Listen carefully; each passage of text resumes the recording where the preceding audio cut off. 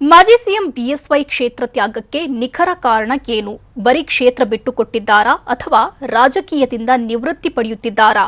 ಈ ಬಗ್ಗೆ ವಿಜಯೇಂದ್ರ ಹೇಳಿದ್ದೇನು ನೋಡೋಣ ಶಿಕಾರಿ ಪುತ್ರ ಕರ್ನಾಟಕ ಎಕ್ಸ್‌ಪ್ರೆಸ್‌ನಲ್ಲಿ.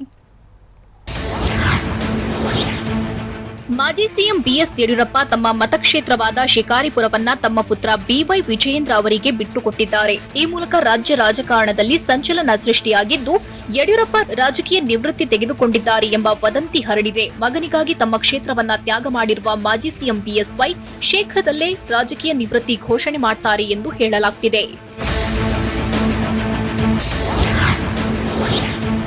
ಮುಂದಿನ ಬಾರಿ ಶಿಕಾರಿಪುರದಿಂದ ನನ್ನ ಮಗ ಬಿವೈ ವಿಜಯೇಂದ್ರ ಸ್ಪರ್ಧೆ ಮಾಡ್ತಾನೆ, ಆತನನ್ನ ಭಾರಿ ಬಹುಮತದಿಂದ ಗೆಲ್ಲಿಸಿ ಎಂದು ಮಾಜಿ ಸಿಎಂ ಬಿಎಸ್ ಯಡಿಯೂರಪ್ಪ ಮನವಿ ಮಾಡಿದ್ದಾರೆ. ಶಿವಮೊಗ್ಗದ ಶಿಕಾರಿಪುರದಲ್ಲಿ ಮಾತನಾಡಿದ ಅವರು, ಮೈಸೂರು ಭಾಗದಲ್ಲಿ ಪುತ್ರ ಬಿವೈ ವಿಜಯೇಂದ್ರ ಸ್ಪರ್ಧೆಗೆ ಒತ್ತಡವಿದೆ, ಆದರೆ ಇಲ್ಲಿ ಸ್ಥಾನ ತೆರವಾಗುವ ಕಾರಣ ವಿಜಯೇಂದ್ರ ಸ್ಪರ್ಧೆ ಮಾಡ್ತಾನೆ.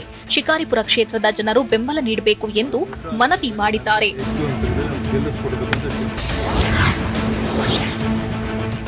ಕ್ಷೇತ್ರ ಬಿಟ್ಟುಕೊಟ್ಟ ಬಿಎಸ್ವೈ ರಾಜಕೀಯದಿಂದಲೇ ನಿವೃತ್ತಿ ಪಡೆಯುತ್ತಾರಾ ಎಂಬ ವದಂತಿ ಹಬ್ಬಿದೆ. ಇದಕ್ಕೆ ಪ್ರತಿಕ್ರಿಯೆ ನೀಡಿರುವ ಬಿವೈ ವಿಜಯೇಂದ್ರ, ನಿವೃತ್ತಿ ಅನ್ನೋದು ಬಿಎಸ್ವೈ ಡಿಕ್ಷನರಿಯಲ್ಲೇ ಇಲ್ಲ ಎಂದು ಹೇಳಿದ್ದಾರೆ. ಯಡಿಯೂರಪ್ಪನವರಿಗೆ ನಿವೃತ್ತಿ ಅನ್ನೋದು ಸಂಬಂಧ ಇಲ್ಲ. ಸಿಎಂ ಸ್ಥಾನಕ್ಕೆ ರಾಜೀನಾಮೆ ಕೊಡುವಾಗಲೇ ಹೇಳಿದ್ರು. ಹಿಂದೆ ಕೂಡ ಪಕ್ಷ ಸಂಘಟನೆ ಮಾಡಿದ್ರು, ಮುಂದೆಯೂ ಮಾಡ್ತಾರೆ. ಬಿಜೆಪಿಯನ್ನ ಸ್ಪಷ್ಟ ಬಹುಮತದೊಂದಿಗೆ ಮತ್ತೆ ಅಧಿಕಾರಕ್ಕೆ ತರ್ತೇನೆ ಅಂತ ಬಿಎಸ್ವೈ ಹೇಳಿದ್ದಾರೆ ಎಂದು ಪುತ್ರ ವಿಜಯೇಂದ್ರ ಹೇಳಿದ್ದಾರೆ. ತಂದೆ ಬಿಎಸ್ವೈಗೆ ಮುಖಂಡರು ಮತ್ತು ಪಕ್ಷದ ಕಾರ್ಯಕರ್ತರು ಒತ್ತಡ ಹಾಕಿದ್ರು. ಅದರಂತೆ ತಂದೆಯವರು ಇಂದು ತೀರ್ಮಾನ ಪ್ರಕಟಿಸಿದ್ದಾರೆ ಎಂದು ಬಿಎಸ್ವೈ ಪುತ್ರ ವಿಜಯೇಂದ್ರ ಹೇಳಿದ್ದಾರೆ. ಶಿವಮೊಗ್ಗದಲ್ಲಿ ಮಾತನಾಡಿದವರು, ತಿಂಗಳ ಹಿಂದೆ ಬೆಂಗಳೂರಿಗೂ ಬಂದ ಕಾರ್ಯಕರ್ತರು ತಂದೆಗೆ ಒತ್ತಡ ಕೂಡ ಹಾಕಿದ್ರು. ಪಕ್ಷ ಏನು ತೀರ್ಮಾನ ಮಾಡುತ್ತೆ ಅದನ್ನ ಆಧರಿಸಿ ನಿರ್ಧಾರ ಪ್ರಕಟಿಸಿದ್ದಾರೆ ಎಂದು ಬಿವೈ ವಿಜಯೇಂದ್ರ ಹೇಳಿದ್ದಾರೆ.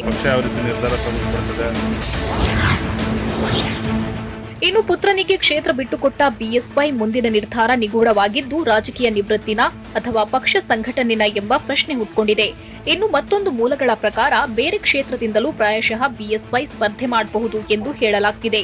ಆದರೆ ಯಡಿಯೂರಪ್ಪನವರು ಈ ದಾಳ ಉರುಳಿಸಿರೋದು ಯಾಕೆ ಎಂದು ರಾಜ್ಯ ರಾಜಕಾರಣದಲ್ಲಿ ಸಂಚಲನ ಸೃಷ್ಟಿಸಿದ್ದು ಮಾತ್ರ ಸುಳ್ಳಲ್ಲ.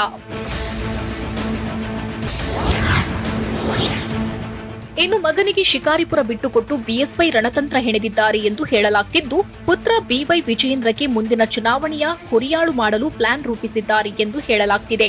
ಕ್ಷೇತ್ರದಲ್ಲಿ ಮಗನನ್ನ ಹೆಚ್ಚು ಲೀಡ್ನಿಂದ ಗೆಲ್ಲಿಸುವಂತೆ ಮನವಿ ಮಾಡಿರುವ ಅವರ ಹಠಾತ್ ನಿರ್ಧಾರದ ಹಿಂದಿರೋ ತಂತ್ರವೇನು ಎಂದು ಎದುರಾಳಿಗಳು ತಲೆಗೆ ಹುಳ ಬಿಟ್ಟುಕೊಂಡಿದ್ದಾರೆ. ಆದರೆ ಯಡಿಯೂರಪ್ಪನವರ ಈ ಘೋಷಣೆ ಹಿಂದೆ ನೂರಾರು ಲೆಕ್ಕಾಚಾರಗಳು ಇದ್ದು, ಅಳೆದು ತೂಗಿಯೇ ಬಿಎಸ್ವೈ ಗಟ್ಟಿ ಹೆಜ್ಜೆ ಇಟ್ಟಿದ್ದಾರೆ ಎಂದು ಹೇಳಲಾಗ್ತಿದೆ.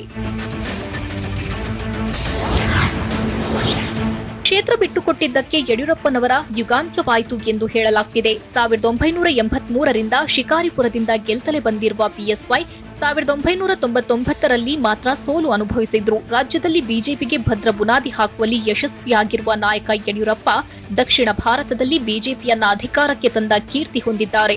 ವಯಸ್ಸಿನ ಕಾರಣ ನೀಡಿ ಚುನಾವಣೆ ಸ್ಪರ್ಧೆಯಿಂದ ಹಿಂದೆ ಸರಿಯುತ್ತಿರುವುದಾಗಿ ಬಿಎಸ್ವೈ ಹೇಳಿದ್ದಾರೆ. ಆದರೆ ಪುತ್ರನ ರಾಜಕೀಯ ಭವಿಷ್ಯ ಗಮನದಲ್ಲಿಟ್ಟುಕೊಂಡೇ ಈ ನಿರ್ಧಾರ ತೆಗೆದುಕೊಂಡಿದ್ದಾರೆ ಎಂದು ಹೇಳಲಾಗ್ತಿದೆ. ಕ್ಷೇತ್ರ ಬಿಟ್ಟುಕೊಟ್ಟಿರೋ ಬಿಎಸ್ವೈ ಕಾಲೇಜು ದಿನಗಳಲ್ಲೇ ಆರ್ಎಸ್ಎಸ್ನಲ್ಲಿ ಬಿಎಸ್ವೈ ಸಕ್ರಿಯವಾಗಿದ್ರು. ಅಂದ್ರೆ 1970ರಲ್ಲಿ ಶಿಕಾರಿಪುರ ಆರ್ಎಸ್ಎಸ್ ಘಟಕದ ಕಾರ್ಯನಿರ್ವಾಹಕರಾಗಿದ್ರು. ಈ ಮೂಲಕ ಸಾರ್ವಜನಿಕ ಜೀವನಕ್ಕೆ ಬಿಎಸ್ವೈ ಎಂಟ್ರಿ ಕೊಟ್ಟಿದ್ರು. ನಂತರ ಜನಸಂಘದ ಶಿಕಾರಿಪುರ ಅಧ್ಯಕ್ಷರಾಗಿಯೂ ನೇಮಕವಾಗಿದ್ರು. 1972ರಲ್ಲಿ ಶಿಕಾರಿಪುರ ನಗರ ಪಾಲಿಕೆಗೆ ಚುನಾಯಿತರಾದ್ರು. ಅದು ಕೂಡ ತುರ್ತು ಪರಿಸ್ಥಿತಿ ಸಂದರ್ಭದಲ್ಲಿ ಬಿಎಸ್ವೈ ಬಂಧಿತರಾಗಿ ಬಳ್ಳಾರಿ ಮತ್ತು ಶಿವಮೊಗ್ಗ ಜೈಲಿನಲ್ಲಿದ್ರು. 1965ರಲ್ಲಿ ಸಮಾಜ ಕಲ್ಯಾಣ ಇಲಾಖೆಯಿಂದ ವೃತ್ತಿ ಬದುಕು ಆರಂಭಿಸಿದ್ದ ಅವರು ಪ್ರಥಮ ದರ್ಜೆ ಗುಮಾಸ್ತರಾಗಿ ವೃತ್ತಿ ಜೀವನ ಆರಂಭಿಸಿದ್ರು. ಬಳಿಕ ಕೆಲಸಕ್ಕೆ ರಾಜೀನಾಮೆ ಸಲ್ಲಿಸಿ ಶಿಕಾರಿಪುರಕ್ಕೆ ಶಿಫ್ಟ್ ಆಗಿದ್ರು. ಅಲ್ಲಿ ವೀರಭದ್ರ ಶಾಸ್ತ್ರಿಯವರ ಅಕ್ಕಿ ಗಿರಣಿಯಲ್ಲಿ ಗುಮಾಸ್ತರಾಗಿ ಕೆಲಸ ಮುಂದುವರೆಸಿದ್ರು. 1967ರಲ್ಲಿ ಮೈತ್ರಾದೇವಿಯವರನ್ನ ವರಿಸಿದ ಬಿಎಸ್ವೈ ನಂತರ ಶಿವಮೊಗ್ಗದಲ್ಲಿ ಹಾರ್ಡ್ವೇರ್ ಮಳಿಗೆ ಆರಂಭಿಸಿದ್ರು. ಬಿಎಸ್ವೈ ಮೈತ್ರಾದೇವಿ ದಂಪತಿಗೆ 5 ಮಕ್ಕಳು ಇದ್ದಾರೆ.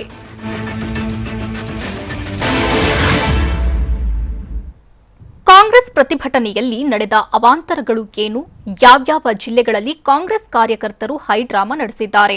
ಕೈಪಡೆ ಮತ್ತು ಖಾಕಿ ನಡುವೆ ವಾಗ್ವಾದ ನಡೆದಿದ್ದು ಎಲ್ಲಿ? ನೋಡೋಣ ಕೈ ಕಹಳೆ ಕರ್ನಾಟಕ ಎಕ್ಸ್‌ಪ್ರೆಸ್‌ನಲ್ಲಿ. ಕೇಂದ್ರ ಸರ್ಕಾರದ ವಿರುದ್ಧ ನಿಗಿನಿಗಿಯಂತಿರೋ ಕಾಂಗ್ರೆಸ್ ಪಾಳೆಯ ಕಹಳೆ ಮೊಳಗಿಸಿದೆ. ರಾಜ್ಯ ಮೂಲೆ ಮೂಲೆಯಲ್ಲೂ ಆಕ್ರೋಶ ಹೊರಹಾಕ್ತಿದ್ದಾರೆ. ಅದರಂತೆ ಇಡೀ ವಿಚಾರಣೆ ನೆಪದಲ್ಲಿ ಸೋನಿಯಾ ಗಾಂಧಿಗೆ ಕಿರುಕುಳ ನೀಡಿದೆ ಅಂತ ಆರೋಪಿಸಿ ಮೈಸೂರಿನ ಗಾಂಧಿ ವೃತ್ತದಲ್ಲಿ ಕಾಂಗ್ರೆಸ್ ಕಾರ್ಯಕರ್ತರು ಪ್ರತಿಭಟನೆ ನಡೆಸಿದ್ರು. ಬಿಜೆಪಿ ದ್ವೇಷದ ರಾಜಕಾರಣ ಮಾಡ್ತಿದೆ ಅಂತ ಧಿಕ್ಕಾರದ ಘೋಷಣೆ ಕೂಗಿದ್ರು. ಕಾಂಗ್ರೆಸ್ ನಾಯಕಿ ಸೋನಿಯಾ ಗಾಂಧಿಗೆ ಇಡಿ ವಿಚಾರಣೆ ಖಂಡಿಸಿ ಮಂಡ್ಯದಲ್ಲಿ ಕಾಂಗ್ರೆಸ್ ಕಾರ್ಯಕರ್ತರು ಇವತ್ತು ಬೀದಿಗೆ ಇಳಿದಿದ್ರು. ಜಿಲ್ಲಾ ಕಾಂಗ್ರೆಸ್ ಕಚೇರಿಯಿಂದ ವಾಣಿಜ್ಯ ಇಲಾಖೆ ಭವನದವರೆಗೂ ರ್ಯಾಲಿ ನಡೆಸಿದ್ರು. ರ್ಯಾಲಿಯಲ್ಲಿ ಕಾಂಗ್ರೆಸ್ನ ಮುಖಂಡರು ಭಾಗಿಯಾಗಿದ್ದು ರಸ್ತೆ ತಡೆದು ಪ್ರತಿಭಟನೆ ಆಕ್ರೋಶ ಹೊರಹಾಕಿದ್ರು. ಇದೇ ವೇಳೆ ಬಿಜೆಪಿ ಹಾಗೂ ಇಡಿ ವಿರುದ್ಧ ಘೋಷಣೆ ಕೂಗಿ ಕಿಡಿಕಾರಿದ್ರು.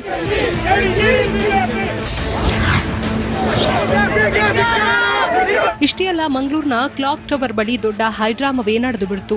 ಮಾಜಿ ಸಚಿವ ರಮಾನಾಥ ರೈ ನೇತೃತ್ವದಲ್ಲಿ ದೊಡ್ಡ ಮಟ್ಟದಲ್ಲಿ ಪ್ರತಿಭಟನೆ ನಡೆಸಿದ್ರು. ನೂರಾರು ಮಂದಿ ಜಮಾಯಿಸಿದ ಕಾರ್ಯಕರ್ತರು ಪೊಲೀಸರು ಬ್ಯಾರಿಕೇಡ್ ಹಾಕಿದ್ರು ಲೆಕ್ಕಿಸದೆ ಮುನ್ನುಗ್ಗಿದ್ರು.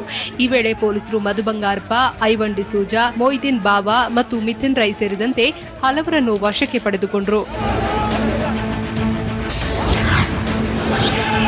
ಬ್ರಹ್ಮಾವರದಲ್ಲಿ ಉಡುಪಿ ಜಿಲ್ಲಾ ಕಾಂಗ್ರೆಸ್ ಕಾರ್ಯಕರ್ತರು ರೊಚ್ಚಿಗೆದ್ದಿದ್ರು. ಬ್ರಹ್ಮಾವರ ಹೋಲಿ ಫ್ಯಾಮಿಲಿ ಚರ್ಚ್ನಿಂದ ಹಿಡಿದು ಬಸ್ ನಿಲ್ದಾಣದವರೆಗೆ ಪ್ರತಿಭಟನಾ ಮೆರವಣಿಗೆ ನಡೆಸಲಾಯಿತು. ಮೆರವಣಿಗೆಯಲ್ಲಿ ಮಾಜಿ ಸಚಿವ ಅಭಯ್ ಚಂದ್ರ ಜೈನ್, ಯುಟಿ ಖಾದರ್, ವಿನಯ್ ಕುಮಾರ್ ಸೊರಕೆ ಸೇರಿದಂತೆ ಕಾರ್ಯಕರ್ತರು ಭಾಗಿಯಾಗಿದ್ದರು. ಪ್ರತಿಭಟನೆಯಲ್ಲಿ ಕೇಂದ್ರ ಸರ್ಕಾರದ ವಿರುದ್ಧದ ಘೋಷಣೆಯೇ ಮೊಳಗಿತ್ತು. ಬ್ರಹ್ಮಾವರದಲ್ಲಿ ರ್ಯಾಲಿ ನಡೆಸಿ ಧಿಕ್ಕಾರ ಕೂಗುತ್ತಿದ್ದ ಕಾಂಗ್ರೆಸ್ ಕಾರ್ಯಕರ್ತರು ಏಕಾಏಕಿ ರಾಷ್ಟ್ರೀಯ ಹೆದ್ದಾರಿ 66ಕ್ಕೆ ನುಗ್ಗಿದ್ರು. ರಾಷ್ಟ್ರೀಯ ಹೆದ್ದಾರಿ 66ರ ಮೇಲೆ ಕುಳಿತು ಪ್ರತಿಭಟನೆ ಮಾಡಿದ್ರು.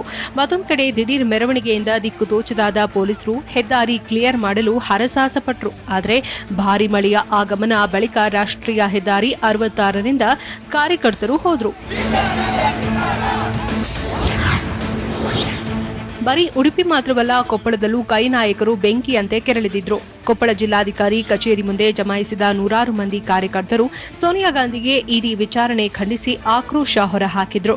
ಪ್ರತಿಭಟನೆಯಲ್ಲಿ ಮಾಜಿ ಸಚಿವ ಪರಮೇಶ್ವರ್ ನಾಯ್ಕ್, ಶಿವರಾಜ ತಂಗಡಗಿ ಹಾಗೂ ಶಾಸಕ ರಾಘವೇಂದ್ರ ಹಿಟ್ನಾಳ್ ಭಾಗಿಯಾಗಿದ್ರು. ವಿಶೇಷ ಅಂದ್ರೆ ಪ್ರತಿಭಟನೆಗೆ ಲಾರಿಯಲ್ಲಿ ಕೂಲಿ ಕಾರ್ಮಿಕರನ್ನು ಕರೆದುಕೊಂಡು ಬಂದಿದ್ರು. ಇತ್ತ ದಾವಣಗೆರೆ ನಗರದ ಅಂಬೇಡ್ಕರ್ ವೃತ್ತದಲ್ಲಿ ಕಾಂಗ್ರೆಸ್ ನಾಯಕರು ಕೇಂದ್ರ ಸರ್ಕಾರಕ್ಕೆ ಧಿಕ್ಕಾರ ಹಾಕಿ ಕೋಪ ಹೊರಹಾಕಿದರು. ವಿಪಕ್ಷ ನಾಯಕ ಸಿದ್ದರಾಮಯ್ಯ ಅಂಬೇಡ್ಕರ್ ಪುತ್ಥಳಿಗೆ ಮಾಲಾರ್ಪಣೆ ಮಾಡಿದ ಬಳಿಕ ಪ್ರತಿಭಟನೆ ಆರಂಭವಾಯಿತು. ಅಂಬೇಡ್ಕರ್ ವೃತ್ತದಿಂದ ಜಯದೇವ ವೃತ್ತದವರೆಗೆ ಪ್ರತಿಭಟನಾ ಮೆರವಣಿಗೆ ಮಾಡಿದ್ರು. ಇನ್ನು ಪ್ರತಿಭಟನೆ ಹಿನ್ನೆಲೆಯಲ್ಲಿ ಜಯದೇವ ವೃತ್ತ ಸೇರಿ ನಗರದಲ್ಲಿ ಪೊಲೀಸರು ಅಲರ್ಟ್ ಆಗಿದ್ರು. ತುಮಕೂರಿನಲ್ಲಿ ನೋಡಿ ಜಿಲ್ಲಾ ಕಾಂಗ್ರೆಸ್ ಕಾರ್ಯಕರ್ತರು ಕೇಂದ್ರದ ವಿರುದ್ಧ ರುಚಿಗೆದ್ದು ಬೀದಿಗೆ ಇಳಿದಿದ್ದಾರೆ. ಅದು ಕೂಡ ಮಾಜಿ ಮುಖ್ಯಮಂತ್ರಿ ವೀರಪ್ಪ ಮೊಯ್ಲಿ ನೇತೃತ್ವದಲ್ಲಿ ಜಮಾಯಿಸಿದ ಕಾರ್ಯಕರ್ತರು ತುಮಕೂರಿನ ಜಿಲ್ಲಾಧಿಕಾರಿ ಕಚೇರಿ ಮುಂದೆ ರೋಷಾವೇಶ ತೋರಿಸಿದರು. ಕೇಂದ್ರ ಸರ್ಕಾರದ ವಿರುದ್ಧ ಘೋಷಣೆ ಕೂಗಿದ್ರು. ಪ್ರತಿಭಟನೆಯಲ್ಲಿ ಪಾವಗಡ ಶಾಸಕ ವೆಂಕಟರಮಣಪ್ಪ, ಮಾಜಿ ಶಾಸಕ ರಫೀಕ್ ಅಹಮದ್ ಸೇರಿದಂತೆ ಹಲವರು ಭಾಗಿಯಾಗಿದ್ದರು. ಸೋನಿಯಾ ಗಾಂಧಿಗೆ ಇಡಿ ವಿಚಾರಣೆ ಖಂಡಿಸಿ ರಾಯಚೂರು ನಗರದ ಅಂಬೇಡ್ಕರ್ ಸರ್ಕಲ್ ಬಳಿ ಪ್ರತಿಭಟನೆ ನಡೆಸಲಾಯಿತು. ರಾಯಚೂರು ಜಿಲ್ಲಾ ಕಾಂಗ್ರೆಸ್ ಅಧ್ಯಕ್ಷ ಬಿಬಿ ನಾಯಕ್, ಎಐಸಿಸಿ ಕಾರ್ಯದರ್ಶಿ ಎನ್ಎಸ್ ಬೋಸರಾಜ್, ಶಾಸಕರಾದ ಬಸನಗೌಡ ತುರ್ವಿಹಾಳ ಸೇರಿ ಹಲವರು ಭಾಗಿಯಾಗಿದ್ದರು. ಪ್ರತಿಭಟನೆ ವೇಳೆ ಕಾಂಗ್ರೆಸ್ ಕಾರ್ಯಕರ್ತರು ಹಾಗೂ ಪೊಲೀಸರ ನಡುವೆ ಮಾತಿನ ಚಕಮಕಿ ನಡೆಯಿತು.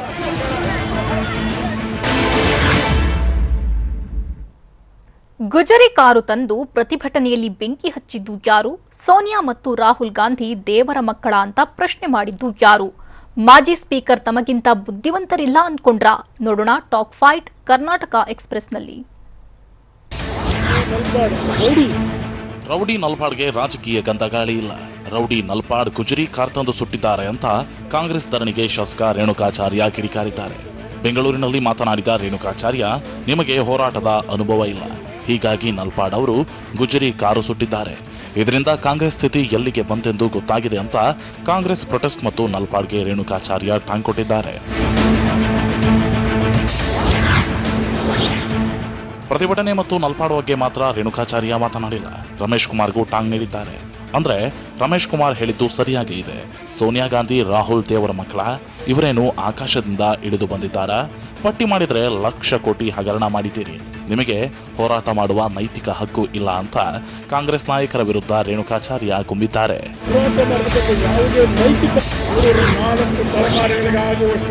4 ತಲೆಮಾರಿಗೆ ಆಗುವಷ್ಟು ಆಸ್ತಿ ಮಾಡಿಕೊಂಡ ಎಂಬ ರಮೇಶ್ ಕುಮಾರ್ ಹೇಳಿಕೆಗೆ ಸಚಿವ ಶಿವರಾಮ್ ಹೆಬ್ಬಾರ್ ಟೀಕಿಸಿದ್ದಾರೆ. ಅತಿ ಬುದ್ಧಿವಂತರೆಲ್ಲ ಹೀಗೆ ಮಾತನಾಡುವುದು, ನನ್ನಷ್ಟು ಬುದ್ಧಿವಂತರು ಬೇರೆ ಯಾರೂ ಇಲ್ಲ ಅಂದುಕೊಂಡಿದ್ದಾರೆ. ಆಸ್ತಿ ಮಾಡಿಕೊಂಡಿರುವುದು ಸತ್ಯ ಅಂತ ಒಪ್ಪಿಕೊಂಡಂತಾಯಿತು. ಕಾಂಗ್ರೆಸ್ನ 3 ತಲೆಮಾರಿನ ನಾಯಕರಿಂದಲೇ ಇಂತಹ ಹೇಳಿಕೆ ಬಂದಿದೆ ಅಂತ ಹೆಬ್ಬಾರ್ ರಮೇಶ್ ಕುಮಾರ್ ಅವರ ಕಾಲೆಳೆದಿದ್ದಾರೆ. ರಮೇಶ್ ಕುಮಾರ್ ಕಾಂಗ್ರೆಸ್ನ ಬಣ್ಣ ಬಯಲು ಮಾಡಿದ್ದಾರೆ ಅಂತ ಬೆಂಗಳೂರಿನಲ್ಲಿ ಇವತ್ತು ಆರ್ ಅಶೋಕ್ ರಮೇಶ್ ಕುಮಾರ್ಗೆ ಟಾಂಗ್ ನೀಡಿದರು. ಮಾಜಿ ಸ್ಪೀಕರ್ ರಮೇಶ್ ಕುಮಾರ್ ಯಾವಾಗಲೂ ಸತ್ಯ ಹೇಳ್ತಾರೆ. ಇದಕ್ಕೆ ರಾಹುಲ್ ಗಾಂಧಿ, ಸೋನಿಯಾ ಗಾಂಧಿ ಇಡಿ ವಿಚಾರಣೆ ಸಾಕ್ಷಿ. ಇದನ್ನ ರಮೇಶ್ ಕುಮಾರ್ ಸಾಕ್ಷಿ ನೀಡಿದ್ದಾರೆ. ನಮ್ಮ ಮೇಲೆ 40% ಕಮಿಷನ್ ಆರೋಪ ಮಾಡ್ತಿದ್ರು. ಅವರದ್ದೇ ಪಕ್ಷದವರು 3-4 ತಲೆಮಾರಿನ ಆಸ್ತಿ ಬಗ್ಗೆ ಹೇಳಿದ್ದಾರೆ. 3-4 ತಲೆಮಾರಿನ ಆಸ್ತಿ ಬಗ್ಗೆ ಲೆಕ್ಕ ಹಾಕಿದರೆ 160ರಷ್ಟು ಕಮಿಷನ್ ಆಗುತ್ತೆ ಅಂತ ವಿಧಾನಸೌಧದಲ್ಲಿ ಕಂದಾಯ ಸಚಿವ ಆರ್ ಅಶೋಕ್ ಗುಡುಗಿದ್ರು. ಯಾವುದೇ ನೈತಿಕ ಅಧಿಕಾರ. ಕಾಂಗ್ರೆಸ್ನಲ್ಲಿ ಸಿದ್ದರಾಮಯ್ಯ ಮತ್ತು ಡಿಕೆಶಿ ಸಿಎಂ ಅಭ್ಯರ್ಥಿ ಸ್ಥಾನಕ್ಕೆ ಕಿತ್ತಾಟ ವಿಚಾರ ಭಾರಿ ಚರ್ಚೆಯಾಗುತ್ತಿರುವ ಬೆನ್ನಲ್ಲೇ ಪರೋಕ್ಷವಾಗಿ ಎಂಬಿ ಪಾಟೀಲ್ ಕೂಡ ಸಿಎಂ ಆಸೆ ಹೊರಹಾಕಿದ್ದಾರೆ. ಬೆಳಗಾವಿಯಲ್ಲಿ ಮಾತನಾಡಿದ ಎಂಬಿ ಪಾಟೀಲ್, ಇಬ್ಬರ ಕನ್ನಡದಲ್ಲಿ ನಾವೇಕೆ ಬರಬೇಕು, ನಮಗೂ ಸಾಮರ್ಥ್ಯವಿದೆ, ಯಾವಾಗ ಬೇಕಾದರೂ ನೇರವಾಗಿಯೇ ನಾವು ಹೋಗುತ್ತೇವೆ ಅಂತ ಎಂಬಿ ಪಾಟೀಲ್ ಪರೋಕ್ಷವಾಗಿ ಸಿಎಂ ಆಸೆ ಹೊರಹಾಕಿದ್ದಾರೆ.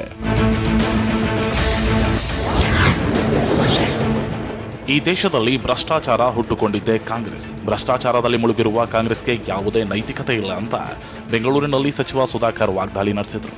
ಇದೇ ವೇಳೆ ಮಾತನಾಡಿದ ಸುಧಾಕರ್, ಇಂತಹ ಕಾಂಗ್ರೆಸ್ ವಿಚಾರಣೆ ಎದುರಿಸದೆ ಪ್ರತಿಭಟನೆ ಮಾಡ್ತಿದ್ದಾರೆ. ರಮೇಶ್ ಕುಮಾರ್ ಕಾಂಗ್ರೆಸ್ನ ಹಳೆಯ ನಾಯಕರು, ಅವರು ಯಾವಾಗಲೂ ಸತ್ಯವನ್ನೇ ಹೇಳ್ತಾರೆ. ಕೋಲಾರದಾದ್ಯಂತ ಎಲ್ರಿಗೂ ಗೊತ್ತು ಇವರು ಸತ್ಯವನ್ನೇ ಹೇಳ್ತಾರೆ ಅಂತ ಈ ಹಿಂದೆ ಲಂಕೇಶ್ ಪತ್ರಿಕೆಯಲ್ಲಿ ರಮೇಶ್ ಕುಮಾರ್ ಬಗ್ಗೆ ದ್ವಾರಕಾನಾಥ್ ಮಾಯಲ್ ಮರಾಠಿ ರಮೇಶ್ ಕುಮಾರ್ ಅಂತ ಬರೆದಿದ್ರು ಅಂತ ರಮೇಶ್ ಕುಮಾರ್ಗೂ ಸುಧಾಕರ್ ಟಾಂಗ್ ಕೊಟ್ಟರು. ಇತ್ತ ಬಿಜೆಪಿ ಶವದ ಮೇಲೂ ಜಿಎಸ್ಟಿ ಹಾಕಿದ್ರು ಆಶ್ಚರ್ಯ ಪಡಬೇಕಿಲ್ಲ ಅಂತ ಕಾರವಾರದ ಶಿರಸಿಯಲ್ಲಿ ಬಿಕೆ ಹರಿಪ್ರಸಾದ್ ಬಿಜೆಪಿಗೆ ತಿರುಗೇಟು ನೀಡಿದ್ರು. ಜಿಎಸ್ಟಿ ಅಂದ್ರೆ ಗಬ್ಬರ್ ಸಿಂಗ್ ಟ್ಯಾಕ್ಸ್ ಅಂತ ರಾಹುಲ್ ಗಾಂಧಿ ಅವರು ಹೇಳಿದ್ದಾರೆ. ಜಿಎಸ್ಟಿಯಿಂದ ದೇಶದಲ್ಲಿ ಸಂತೋಷದಿಂದ ಇರೋದು ಒಂದೇ ಅಂದ್ರೆ ಅದು ಶವ ಮಾತ್ರ.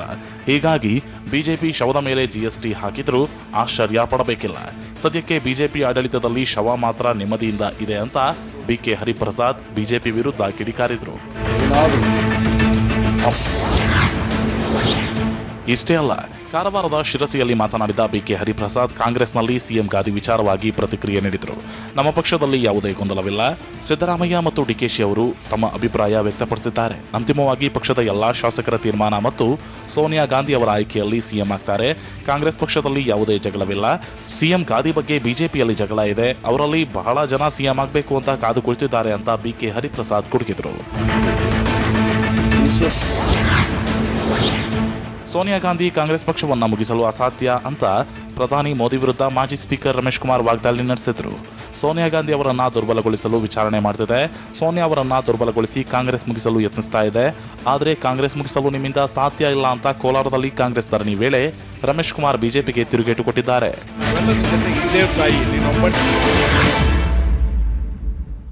ಸಭೆ ಮೇಲೆ ಸಭೆ ನಡೆಸುತ್ತಿರುವ ಸಿಎಂ ಯೋಜನೆ ಏನು? ಬಿಬಿಎಂಪಿಯ ಯಾವ ನಿರ್ಧಾರ ನ್ಯಾಯಾಂಗ ನಿಂದನೆಯಾಗುತ್ತೆ? ಗುಂಪು ಘರ್ಷಣೆ ವೇಳೆ ಫೈರಿಂಗ್ ನಡೆಸಿದ್ರಾ? ನೋಡೋಣ ಬೆಂಗಳೂರು ಎಕ್ಸ್‌ಪ್ರೆಸ್‌ನಲ್ಲಿ. ಬೆಂಗಳೂರಿನ ಚಾಮರಾಜಪೇಟೆ ಮೈದಾನ ವಿವಾದದತ್ತ ಗಮನ ಹರಿಸಿರುವ ಸಿಎಂ ಬೊಮ್ಮಾಯಿ ಸಭೆ ಮೇಲೆ ಸಭೆ ನಡೆಸುತ್ತಿದ್ದಾರೆ. ತಡರಾತ್ರಿ ಬಿಬಿಎಂಪಿ ಮುಖ್ಯ ಆಯುಕ್ತ ತುಷಾರ್ ಗಿರಿನಾಥ್ ಮತ್ತು ಜಂಟಿ ಆಯುಕ್ತರ ಜತೆ ಸಭೆ ನಡೆಸಿದ್ದ ಸಿಎಂ ಇಂದು ಬೆಳಗ್ಗೆ ಬೆಂಗಳೂರಿನ ಆರ್ಟಿ ನಗರದ ನಿವಾಸಕ್ಕೆ ಜಂಟಿ ಆಯುಕ್ತರನ್ನ ಕರೆಸಿಕೊಂಡು ಮತ್ತೊಮ್ಮೆ ಸಭೆ ನಡೆಸಿದ್ದಾರೆ. ಸಭೆಯಲ್ಲಿ ಆದಷ್ಟು ಬೇಗ ವಿವಾದ ಬಗೆಹರಿಸಿ ಎಂದು ಸಿಎಂ ಬೊಮ್ಮಾಯಿ ಸೂಚನೆ ನೀಡಿದ್ದಾರೆ ಎಂದು ಹೇಳಲಾಗುತ್ತಿದೆ. ನಾಳೆ ಯಾರು ದಾಖಲೆ ಕೊಡದಿದ್ರೆ ಚಾಮರಾಜಪೇಟೆ ಮೈದಾನ ಪಾಲಿಕೆ ಆಸ್ತಿ ಎಂದು ಘೋಷಣೆ ಮಾಡ್ತೇವೆ ಎಂದು ಬಿಬಿಎಂಪಿ ಹೇಳಿದೆ. ಆದರೆ ಆಕ್ಷೇಪ ವ್ಯಕ್ತಪಡಿಸಿರುವ ವಕ್ಫ್ ಬೋರ್ಡ್ ಅಧ್ಯಕ್ಷ ಶಾಫಿ ಸಾದಿ ಬಿಬಿಎಂಪಿಯವರು ಹಾಗೆ ಘೋಷಣೆ ಮಾಡಿದ್ರೆ ಅದು ನ್ಯಾಯಾಂಗ ನಿಂದನೆಯಾಗುತ್ತೆ ಎಂದು ಹೇಳಿದ್ದಾರೆ. ಇನ್ನು ಸುಪ್ರೀಂ ಕೋರ್ಟ್ನಲ್ಲಿ ಬಿಬಿಎಂಪಿ ನಮ್ಮ ಪ್ರತಿವಾದಿಯಾಗಿದೆ. ಹೀಗಿರುವಾಗ ಪ್ರತಿವಾದಿಗಳು ವಾದಿಗಳ ಬಳಿ ದಾಖಲೆ ತಂದುಕೊಡ್ಲಿ ಎಂದು ಕೇಳುವುದರಲ್ಲಿ ಅರ್ಥವಿದೆಯೇ ಎಂದು ಪ್ರಶ್ನೆ ಮಾಡಿದ್ದಾರೆ.